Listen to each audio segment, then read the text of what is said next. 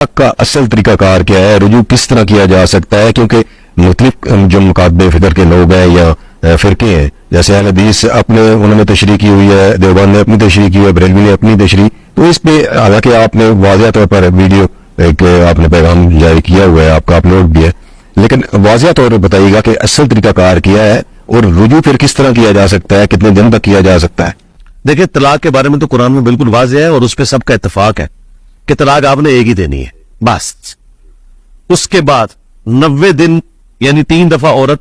Menses کے بعد پاک ہو جائے, اپروکسیمیٹلی 90 ڈیز, اس کے اندر عورت کی مرضی کے بغیر بھی آپ اس کی طرف رجوع کر سکتے ہیں. وہ طلاق ہوئی ہے, نکاح سے نہیں نکلی, لیکن جیسے ہی یہ 90 دن گزر گئے پھر وہ آپ کے نکاح سے بھی نکل گئی. اب اس کی مرضی کے بغیر آپ رجوع نہیں کر سکتے, اور اب جو رجوع ہوگا وہ رجوع نہیں بلکہ نیا حق مہر اور نیا نکاح ہوگا اگر وہ عورت چاہے گی تو. یہ اس صورت میں جب آپ نے ایک طلاق دی ہوئی ہے, یہ 2 3 دی ہے تو پھر تو کچھ نہیں ہو سکتا. تو اسلام میں طلاق آپ نے ایک ہی دفعہ دینی ہے, اس کے بعد عورت کو رکھنا ہے تو رکھے, ادروائز سے آزاد کر دے, ٹھیک ہے, وہ کہیں اور نکاح کرنا چاہتی ہے کرے. یہ تماشے تھا منڈا غصے اسی جی کٹھیا 3 طلاقہ دیتی ہے, یہ ہو گیا, یہ تماشے اس وقت شروع ہوتے ہیں کہ یہ نکاح طلاق کے مسائل وہ بندے پوچھ رہے ہوتے ہیں جو نماز بھی نہیں پڑھتے, انہیں بیسک دین کا نہیں پتا, اس وجہ سے ساری مصیبتیں کھڑی ہوتی ہیں.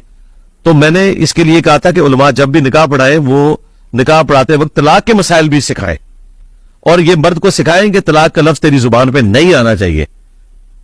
زیادہ سے زیادہ غصہ آتا ہے تو برتن توڑ لے, وہ بھی اپنا سر مار کے, بیوی کے اوپر مار کے نہیں یا دیوار پہ مار کے, لیکن طلاق کا لفظ نہ لا. بعد میں پھر یہ روتے پھرتے اور فتوے لیتے ہیں اور پھر وہ ایک مصیبت کاٹتے ہیں.